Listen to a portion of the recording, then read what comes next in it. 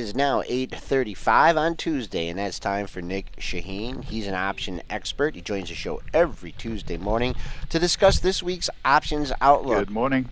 Good morning, Nick. How you doing on this Tuesday morning? Hello. Hello, Nick. Nick, do we have you? You have me.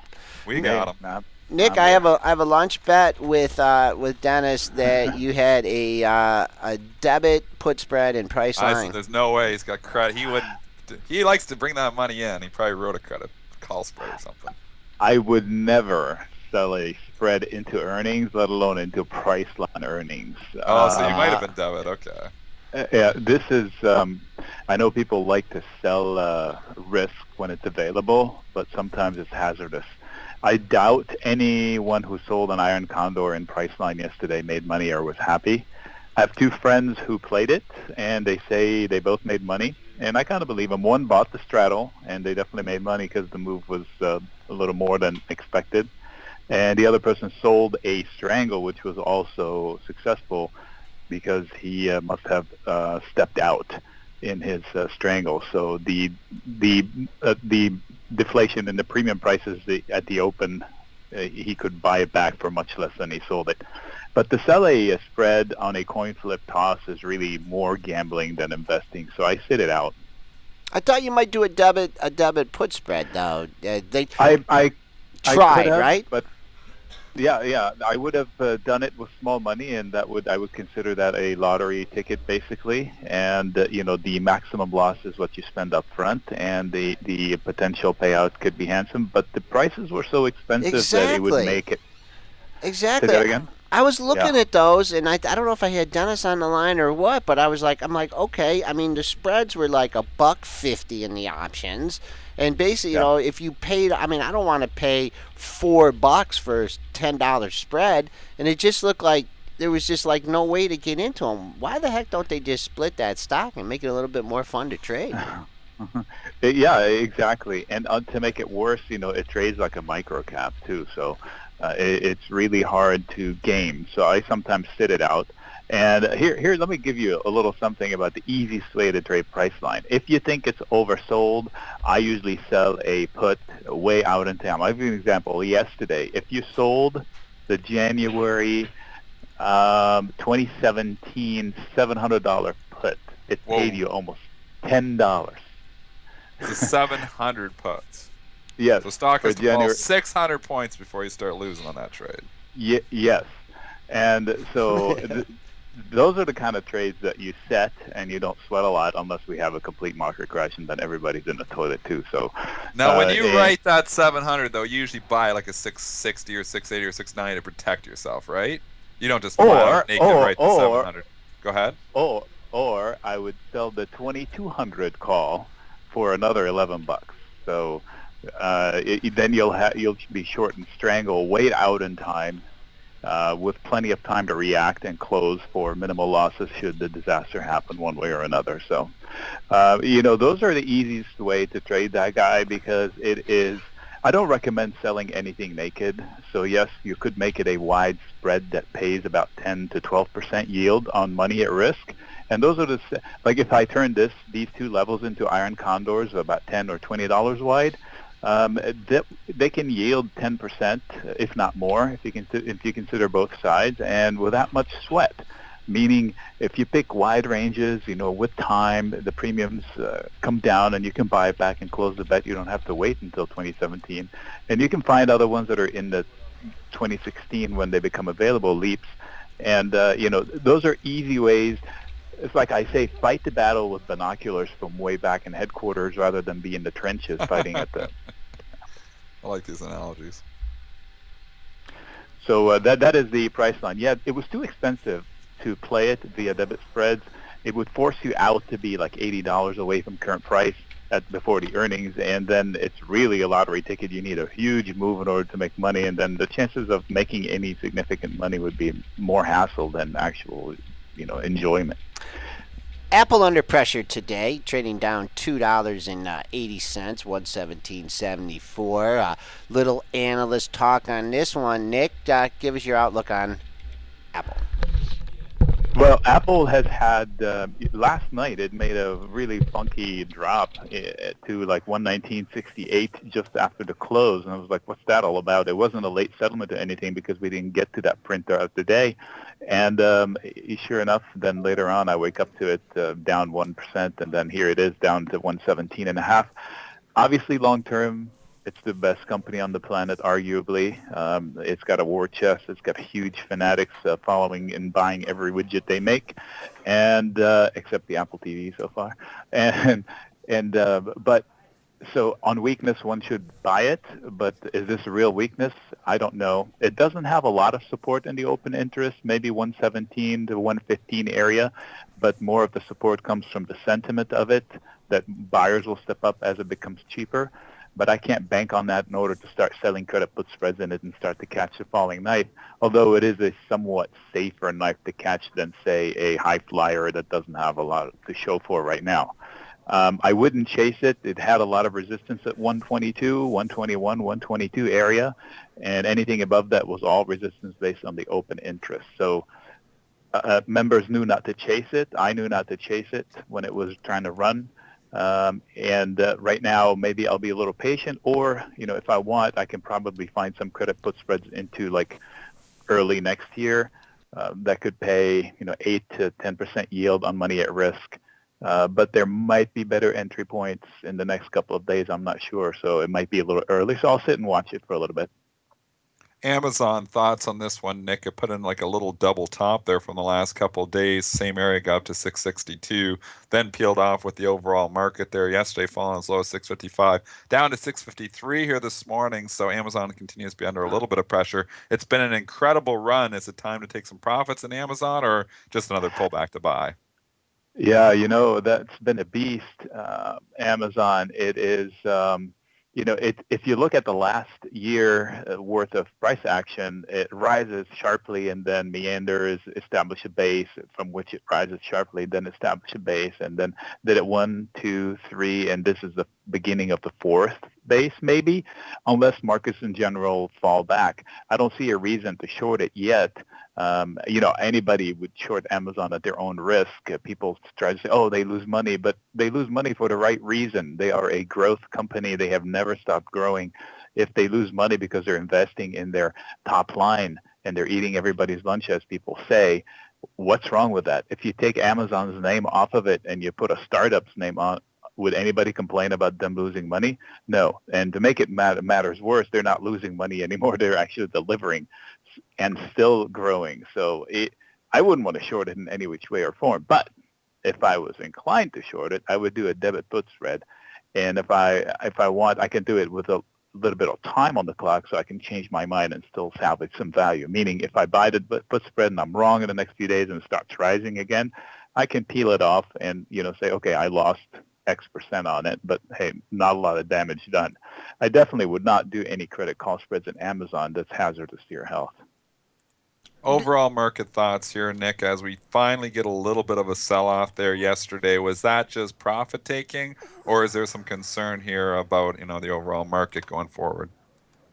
I'm really surprised that we did leap this high based on more hopium that bad news, bad economic news is good equity market news. And I thought we were beyond that. It's kind of like the Greece headline. We've seen it now. It's less scary every time we see it. I thought it would be less happy every time we see this silly, rise on more stimulus, especially when stimulus doesn't seem like it's working. I mean, today we saw some China economic news and Eurozone economic news that kind of indicate that the stimulus packages in both areas are not really working.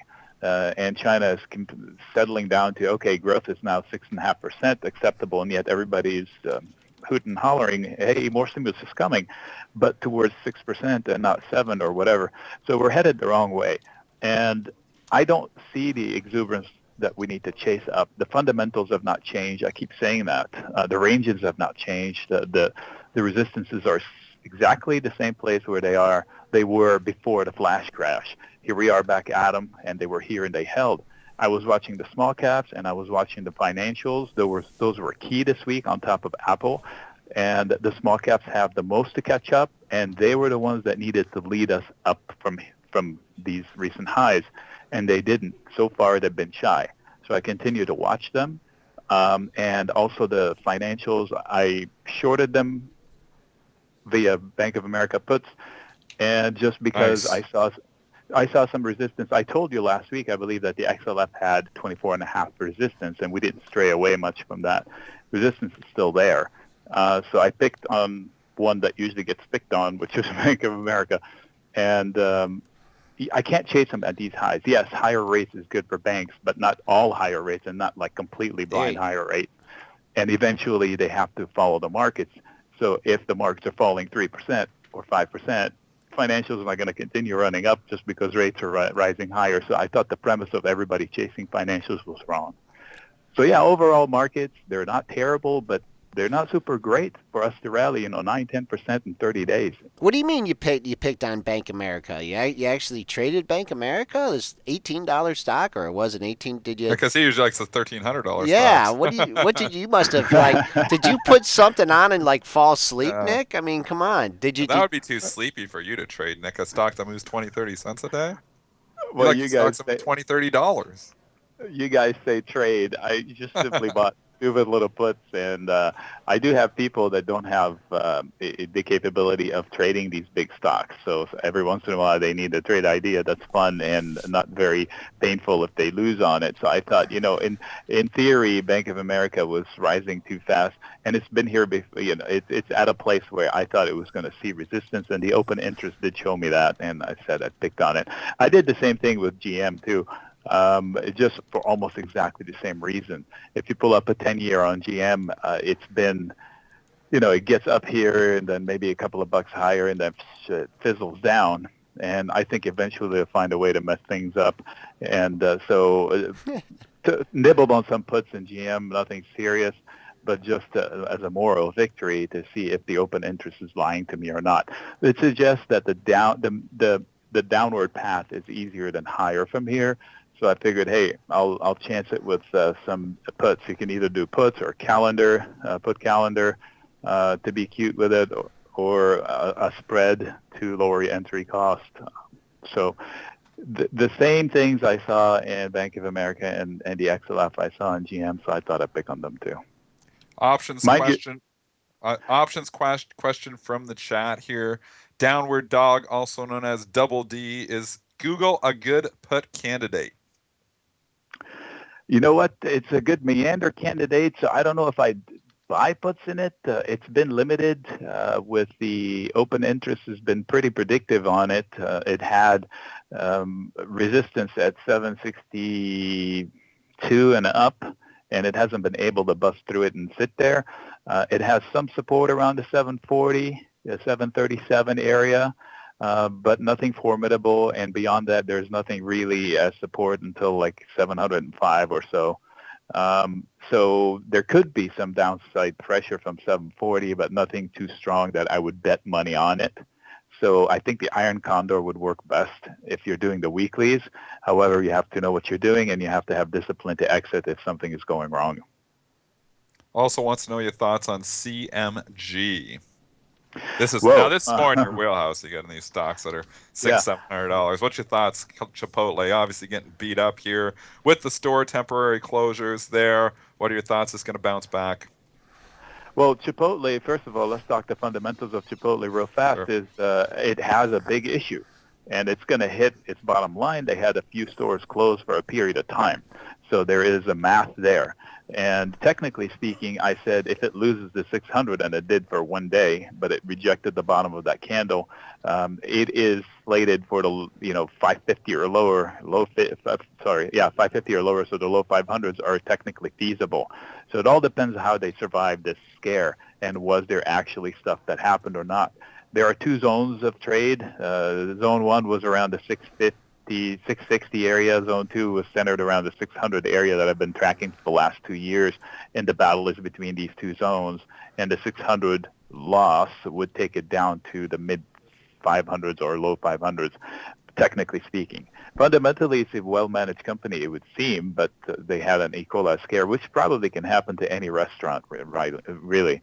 I'm not picking on them, but when you sell your food, when your claim to fame is good food or food grown responsibly or something like that, and then you get E. coli, that's a huge hammer on your head. Nick, moving on here, some of these retailers here just getting beat up ahead of earnings here. Macy's $30 off its high that it made in July. JW Nordstrom, all these stocks. I mean, just looking at them individually, maybe make some comments, but just overall implications for the economy. Christmas season coming up here. Are things as rosy? Is the market ready for this interest rate hike in December? Is the economy really that strong in your opinion? Well, the economy is as strong as we want it to be. I mean, we're incredible spenders in the U.S. Regardless of what's going on. We carried us out of the debacle, and the corporations have not stepped up, meaning they haven't hired like fools when we're still spending like fools. I don't know how we're doing it, but we are. Macy's in specific, if you pull up a 5-year chart, you can draw an ascending channel from 5 years from the 20s to the 75 high or whatever in July, and mid-July. And it has since broken that trend around the area of mid-September, and it lost it. So technically it fulfilled the loss there from losing the ascending channel. So now it has a decision to make, and the decision was this area was the high in 2013 around June. So it was resistance. It needed a couple bursts in order to break up above it, and here it is now trying to lose it and hold it. So it needs to establish it as support going forward, or maybe a little more downside is there. However, if they do hammer it on a bad earnings, some debit call spreads might pay out. But I'm not willing to put money ahead of the game, although it's a lot better to put it now than, say, a 2 few months days ago. We've been on the line with Nic Chahine. He's an options expert. He joins the show every Tuesday to discuss this week's options outlook. He's also a Marketfy Maven and the author of Create Income with Option Spreads. Nick, thanks for joining us. A pleasure as always. We'll talk to you again next Tuesday. Looking forward to it, guys. Thank you.